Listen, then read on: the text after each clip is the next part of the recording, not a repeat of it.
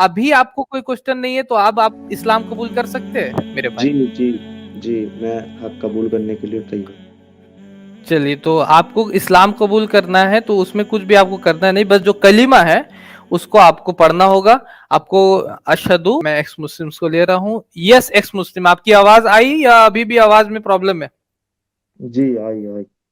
आ गई, चलिए अच्छा है। तो आप क्या बोलना चाहेंगे फ्लैट अर्थ और स्फेरिकल अर्थ को लेकर के, जो मैंने प्रेजेंट किया? कि आप इससे इत्तेफाक रखते हैं कि हाँ कुरान में स्फेरिकल अर्थ है, और मतलब कि जो ये प्रोपेगेंडा फैला रहे हैं एक्स मुस्लिम्स, ये झूठा है?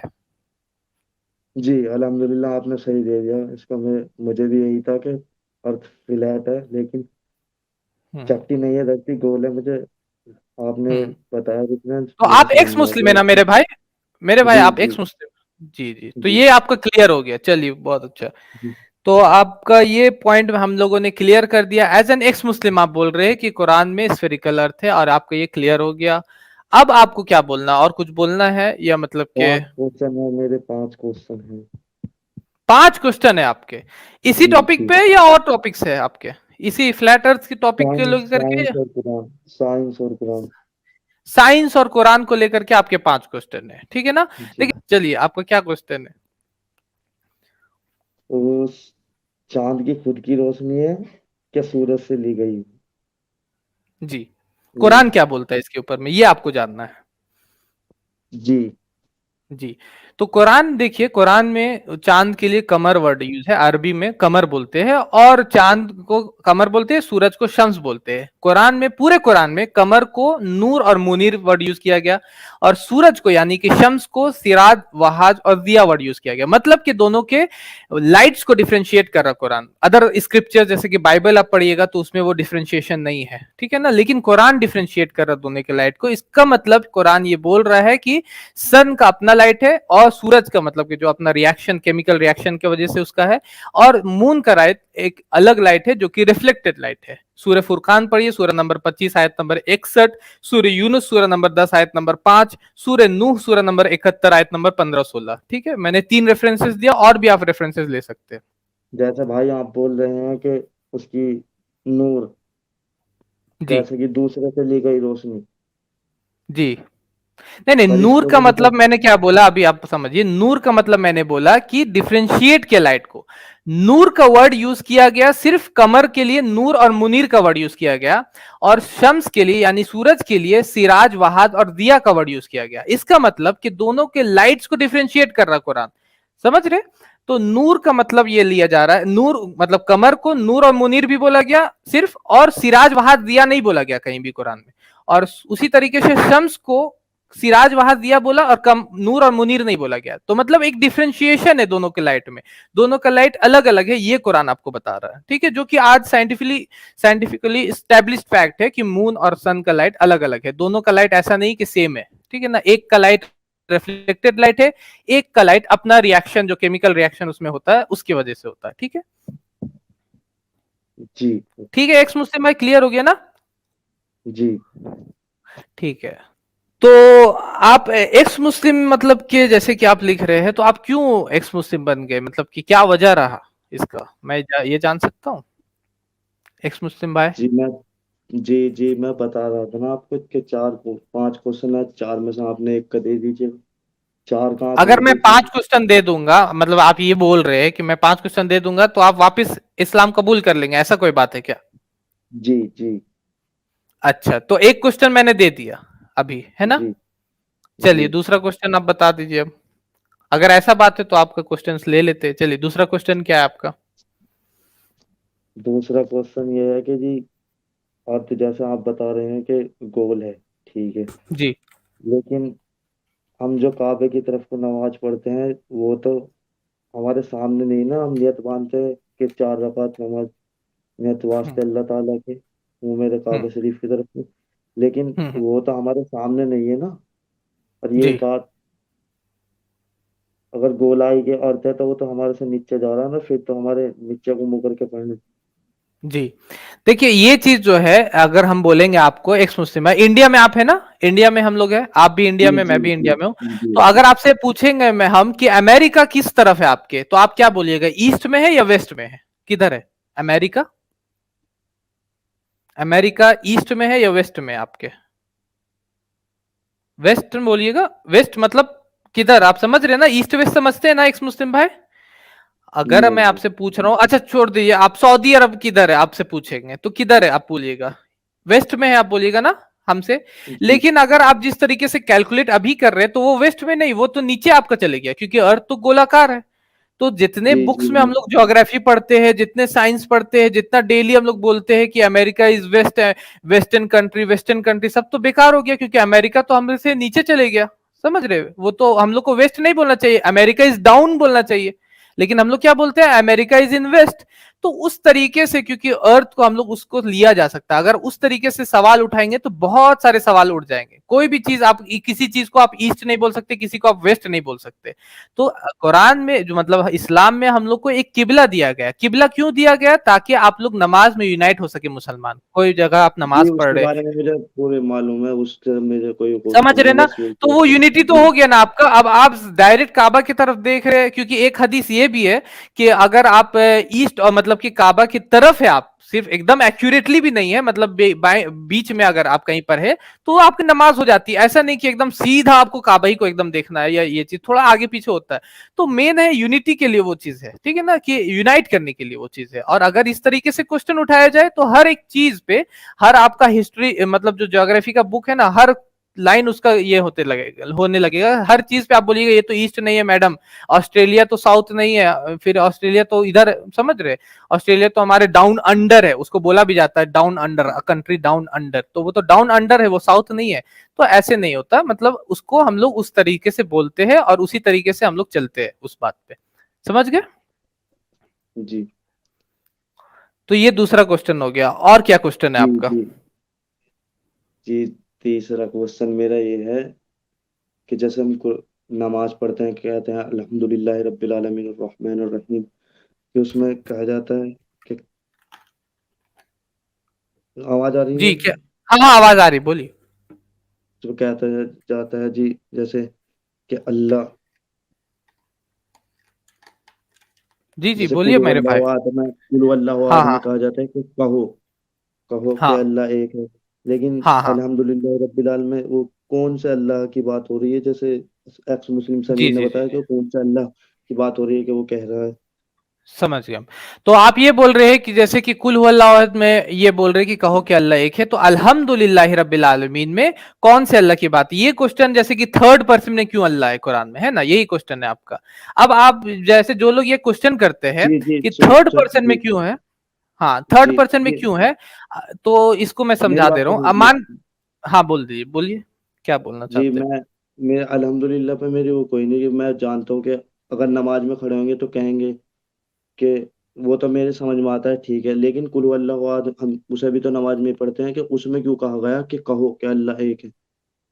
जी, तो कुल हुवल्लाहु अहद में क्यों ऐसा बोला गया? तो कुल हुवल्लाहु अहद में इसलिए बोला गया क्योंकि हमको वहां पर हुक्म मिल रहा है, ठीक है ना। वहां पर भी देखिए अल्हम्दुलिल्लाह का अपना एक रीजन है, वो उस तरीके से क्यों वहां पर है। इसको अरबिक में, कुरानी अरबिक में या अरबिक ग्रामर में इल्तिफात बोला जाता है। टर्निंग ऑफ, मतलब कि एक एक ही चीज में, जैसे एक आयत है रोजा के मुतालिक ही, अगर आप जानते हो, कुरान आप पढ़े होंगे या कुरान आपके पास होगा, तो आप खोलिएगा सूरह जी बकरा आयत नंबर 186, 186। उसमें अल्लाह ताला फरमाते व इजा सअलका इबादी अन्नी फइन्नी करीब, कि जब मेरे बंदे मेरे बारे में सवाल करे, ये कौन सा पर्सन में चल रहा है? ये अभी चल रहा है आपका थर्ड पर्सन में। फिर अल्लाह ताला क्या बोलते हैं? फइन्नी करीब, मैं बेशक मैं करीब हूं, ये आगे फर्स्ट पर्सन में अल्लाह ताला। अब आप सोचिए कितना, मतलब कि इस कुरान का क्या मिरेकल है इसमें, कि जब अल्लाह ताला पूछ रहा, कोई कोई शख्स पूछ रहा था नबी सल्लल्लाहु अलैहि वसल्लम से कि अल्लाह ताला के बारे में, तो वो अल्लाह ताला बोल रहे कि मेरे बारे में सवाल कर रहा है तो कह दीजिए मैं करीब हूं। जब जवाब आ रहा करीब का ना, तो अल्लाह ताला थर्ड पर्सन में नहीं है, तब फर्स्ट पर्सन में डायरेक्ट अल्लाह ताला जवाब दे रहे, फ़इन्नी करीब, मैं करीब हूं वहां पे। तो इसको अरबिक में बोला जाता है इल्तिफात मेरे भाई। तो ये पूरा कुरान में चलते रहता है। कि इससे क्या फायदा? बहुत सारे फायदे इससे। एक तो कंसंट्रेशन बढ़ता है आपका कुरान में, जैसे कि एक ही लाइन, जैसे एक था राजा एक थी रानी करके एक नरेशन चलते आ रहा, इस तरीके से कुरान नहीं है, बल्कि कुरान जो है उसमें बहुत सारे, मतलब पर्सन चेंज होते, कभी थर्ड पर्सन में अल्लाह ताला बात करते, कभी फर्स्ट पर्सन में, कभी सेकंड पर्सन में, समझ रहे? तो इससे आपका कुरान का समझने का भी कैपेसिटी बढ़ता और सुन करके उसको कंसंट्रेशन आपका बढ़ता है ये सबसे। तो इसको जो अरबिक जानते हैं ना वो इसको समझ सकते हैं अच्छा से, जो नहीं जानते उसको लगता है कि क्यों थर्ड पर्सन में यहाँ पे, क्यों फर्स्ट पर्सन में, तो उसका अपना अपना वजह है। जब अल्लाह ताला बोल रहे कुल हु अल्लाहु अहद, तो अल्लाह ताला यहाँ पर हुक्म दे रहे हमको कि जाओ कहो जी उनसे जो ये मेरी कहते हैं कि समझ में अल्लाह। आ गया। ओके, ओके, मेरे जी समझ जी, में आ गया। जी जी। ठीक है भाई, तो अल्हम्दुलिल्लाह, थर्ड आपने आपका बहुत क्लियर हो। अच्छा क्वेश्चन दिया। मेरा चौथा क्वेश्चन ये है। जी सूरह तौबा आयत नंबर 23 में कहा जाता है, अगर आपके माँ बाप इस्लाम कबूल ना करें तो उनसे बात मत करो, नहीं, उनसे ऐसा दोस्ती आयत मत नहीं है रखो। मेरे भाई। सूरह तौबा की आयत नंबर 23 आप बोल रहे हैं ना? सूरह जी तौबा की आयत नंबर 23 है, तो वहां पर बात नहीं करो नहीं है। यहाँ पे लिखा हुआ है या अय्युहल लजीना आमनु ला तत्तखिजु आबाकुम व इखवानुकुम व औलिया इन इस्तहब्बुल कुफ्र अलल ईमान, कि ए ईमान वाले लोगों, अपने बाप और भाइयों को औलिया मत बनाओ। औलिया का मतलब क्या होता है ना, मददगार। औलिया का मतलब होता है गार्जियन सपोर्टर। जी देखिए उस वक्त क्या हो रहा था ना, मक्का और मदीना में एक फाइट चल रहा था। और मक्का और मदीना में जो फाइट चल रहा था, मदीना में मुसलमान रहते थे ज्यादातर और मक्का में नॉन मुस्लिम्स रहते थे। तो अल्लाह ताला बोल रहे हैं कि ए ईमान वाले लोगों जो मदीना में रहते हो, अगर तुम्हारे बाप और भाई उधर से है तो उनको औलिया मत बनाओ। क्योंकि ऐसा क्या होगा, वार के टाइम में अगर तुम अपोजिट के डायरेक्शन में, अगर मान के चलते मेरे बाप और भाई पाकिस्तान में फॉर एग्जांपल ले रहे, या चाइना में मान के चलते, और चाइना में मैं उनसे बातचीत करके सारा अपना मतलब क्या इंटरनल बातों को लीक कर देता हूँ कि हम लोग कल अटैक करने वाले, या क्या प्लानिंग चल रही है यहाँ पर, या क्या बातें चल रही है यहाँ पर, क्या वीक पॉइंट है हमारा, क्या प्लस पॉइंट है हमारा, तो ये दिक्कत हो जाएगा आपके कंट्री को और आपके सिक्योरिटी रीजंस को। ठीक है ना, तो सिक्योरिटी को बहुत हाई रखा जाता है इवन इन टूडे सोसाइटी। तो उसके वजह से अल्लाह ताला बोल रहे कि उनको औलिया मत बनाओ। आमतौर पे अगर आप हदीस पढ़िएगा तो अस्मा बिन्त अबी बकर रजी अल्लाह ताला अन्हा, वो नबी सल्लल्लाहु अलैहि वसल्लम के पास आती हैं कि उनकी एक माँ, उनकी माँ जो कि नॉन मुस्लिम थी, वो आई हुई थी। तो अस्मा बिन्त अबी बकर बोलती है आप बैठिए मत मेरे बेड पे, मैं पहले पूछूंगी नबी सल्लल्लाहु अलैहि वसल्लम से। तब वो जाती है, नबी सल्लल्लाहु अलैहि वसल्लम से पूछती है, और वो बोलते हैं कि नहीं, तुम्हारी माँ है वो, उनसे अच्छा सुलूक करो, उनसे बेहतरीन सुलूक करो, अल्लाह के नबी फरमाते हैं। तो ये चीज नहीं कि आपको बात भी नहीं करना, ये हदीस क्लियर आपको बता रहा है कि आपको अच्छा सुलूक करना उनके साथ, उनसे अच्छे से बात करना। मैं कहता हूं कि अगर कोई नॉन मुस्लिम है जो कि मुस्लिम बन जाता है, तो अगर उसके माँ बाप नॉन मुस्लिम है तो उनको और अच्छा बिहेव करना उनके साथ, ताकि उनको पता चले कि इस्लाम आपको क्या इखलाक सिखाता है। समझ रहे? तो ये चीज है इस्लाम में। और वो आयत जो है वो उस कॉन्टेक्स्ट में, औलिया वाला कॉन्टेक्स्ट में, इसी तरीके से अल्लाह ताला ये भी बोलते हैं कि यहूद और नसारा को औलिया मत बनाओ। कहीं पर ये भी बोलते हैं कि आप इनको औलिया मत बनाओ, मतलब कि मुशरिकों को औलिया मत बनाओ, क्योंकि वो आपको वार में दिक्कत पहुंचाएगा। समझ रहे मेरे भाई? तो ये आपका जी फोर्थ जी। क्वेश्चन था।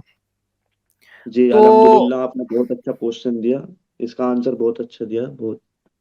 चलिए, जज़ाकल्लाह खैरन भाई। तो एक और क्वेश्चन बच रहा, 5 क्वेश्चन आपका हो जाएगा। पांचवा क्वेश्चन मेरा ये है। जी बिग बैंग, जिसमें अल्लाह ताला सूरह अंबिया आयत नंबर 30 में कह रहा है कि हमने इस जमीन और आसमान को अलग किया, लेकिन जब बिग बैंग हुआ तो उस वक्त तो जमीन थी भी नहीं।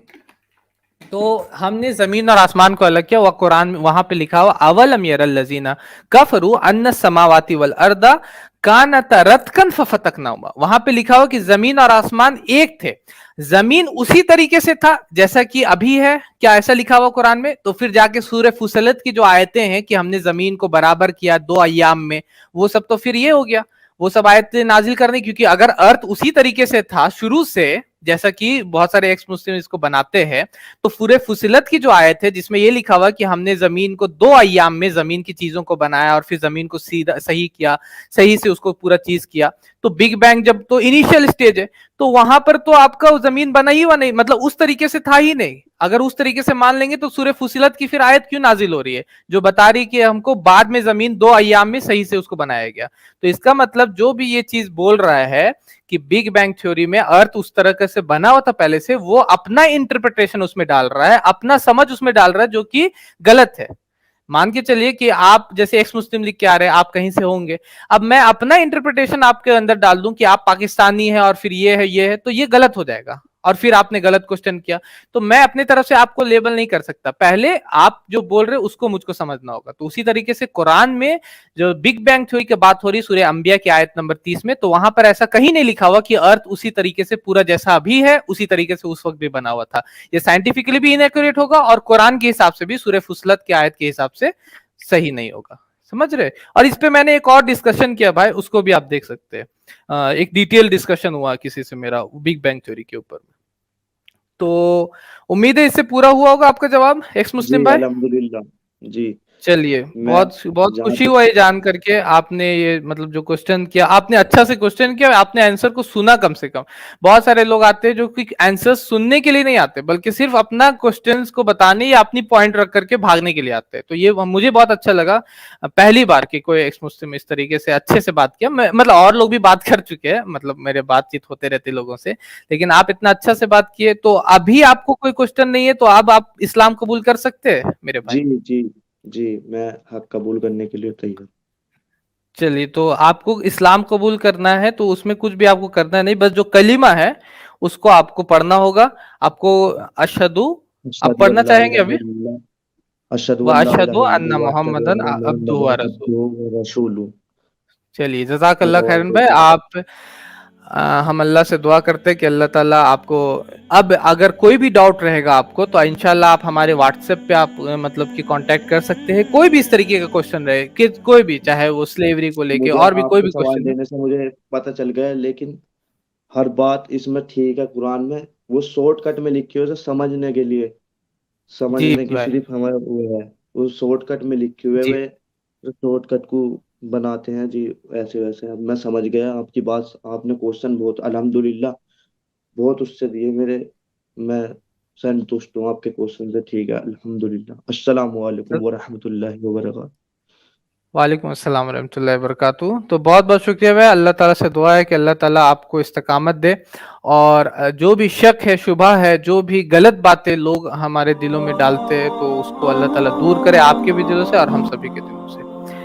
हमारे चैनल IRPC इंडिया को सब्सक्राइब करें और बेल बटन पे क्लिक करें ताकि हमारा सारा वीडियो आप तक ज़रूर पहुंचे।